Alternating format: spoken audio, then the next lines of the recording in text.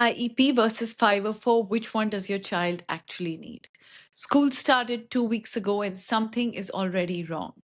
Your kid is coming home melting down. The teacher used the word struggling in an email, and somebody, another parent, a school counselor, a friend who's been through it, has told you that you need to ask for an IEP or maybe a 504. Nobody explains the difference, including sometimes the school. So let's fix that. By the end of this video, you'll know which one your child qualifies for, which one you should be asking for, and one thing that changed this summer that makes how you handle this more important than it was a year ago. I'm Rishanka Jones. I talk to educators, special education attorneys, and school psychologists about decisions parents actually have to make. This one comes up more often than others. One thing before we start, I'm a podcast host. I am not giving any legal advice. So, for any questions that are specific to your child, please reach out to your own attorneys or legal advisor. So, let's begin with what is the difference between the two? They're two different laws. That's it. And that's the whole thing. An IEP comes from IDEA, the Individuals with Disabilities Education Act. A 504 comes from Section 504 of the Rehabilitation Act of 1973. Here's the simplest way I can put it. A 504 changes the environment, and IEP changes the instruction. If your child can learn the same material the same way as everyone else, but needs something removed from their path, extra time on tests, preferential seating, a place to check their health, permission to take breaks, that's a 504. If your child needs to be taught differently, meaning specialized instruction, speech therapy, occupational therapy, a reading intervention program, goals written down specifically for them, that's an IEP. Access versus instruction. Now, who qualifies for which? The bars are different heights, and this strips a lot of parents. For an IEP, two things have to be true. First, your child has to fall into one of the disability categories named under IDEA. And that disability has to affect the educational performance in a way that requires specialized instruction. Not one, but both. Quick note on that first part, IDEA names 13 categories federally. If you're in Maryland, your paperwork will list 14 because the state includes developmental delay through age 7 as its own category. Same law, different count on the form, so don't let that throw you. For a 504, the standard is broader. Your child needs a physical or mental impairment that substantially limits one or more major life activities. Learning counts, concentrating, reading, communicating, and caring for oneself. That's why a child can be denied an IEP and still qualify for 504. Now, diabetes, severe allergies, asthma, epilepsy, a chronic illness, these often land in 504 territory because the child doesn't need to be taught differently, they need barriers removed. ADHD is one that goes either way, and it's worth being clear about. If your child needs accommodations, extra time, movement breaks, a quiet space, that's usually a 504. But if ADHD affects learning to the point that they need instruction delivered differently, ADHD qualifies for an IEP under a category called Other Health Impairment. Don't let anyone tell you ADHD is automatically a 504 question. It depends on what your child actually needs. Two other differences worth knowing. IDEA covers roughly ages 3 through 21, and it ends when your child graduates with a regular diploma. Section 504 has no age limit, and an IEP does not follow your child to college because IDEA doesn't apply to colleges at all.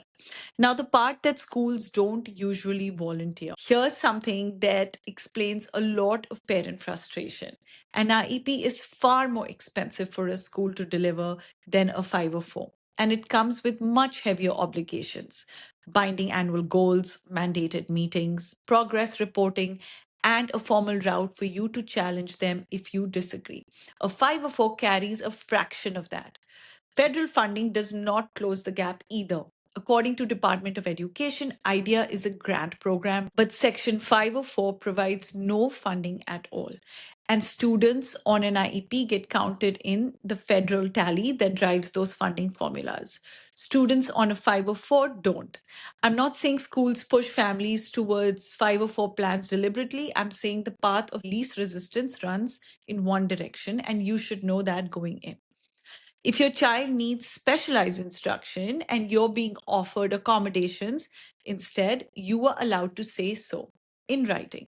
Which brings me to the most useful thing in this video, how to actually start the process. Put the request in writing, not a conversation at pickup, not a phone call.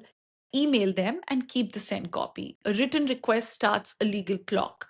A hallway conversation starts nothing. Say something close to this. I am requesting a full evaluation to determine whether my child is eligible for special education services under IDEA. Please treat this as a formal written request. Now, know the clock. There are actually two of them. Under federal law, the district generally has 60 calendar days from the date you give written consent for testing to complete the evaluation. States can set their own timelines, and many have, so check yours. Here in Maryland, it's 60 calendar days from your consent.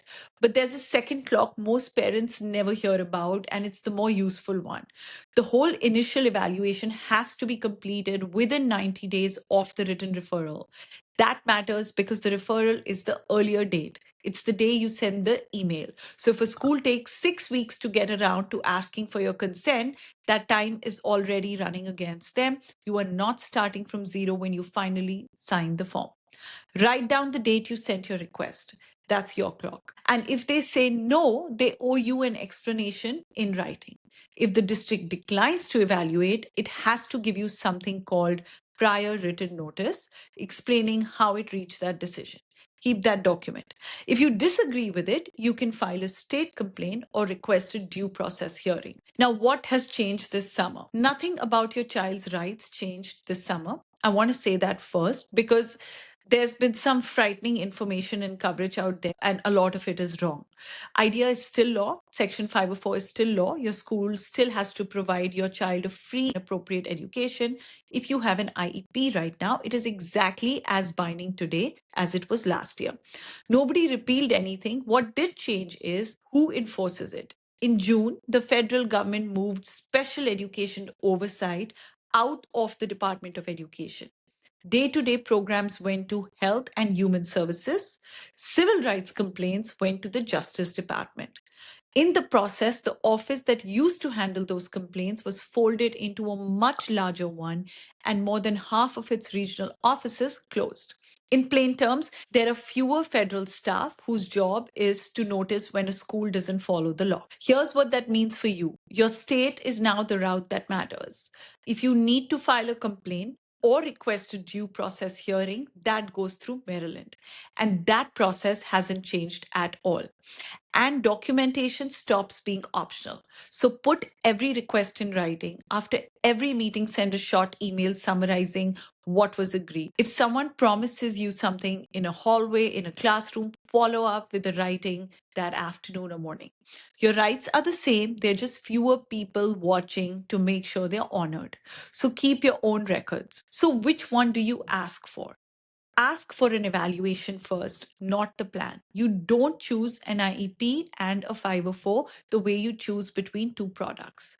The evaluation determines what your child is eligible for. Requesting an evaluation under IDEA is the wider door because if your child doesn't qualify for an IEP, the 504 question is usually taken up next. And if you're sitting there thinking your child needs a mild and you don't want to make a fuss about this at school, I gently push back on that. An evaluation costs you nothing and it gives you information. You can always decline services. You can't get back the year you spend wondering. If this was useful, please like, subscribe, and share. I put out one of these every week on the decisions parents actually have to make. And next week, I'm covering private school applications because the deadlines are closer than most people realize. And if you've been through an IEP or 504 process, tell me in the comments what you wish you'd known before your first meeting. I read all the comments. Until then, this is Rishanka Jones signing off.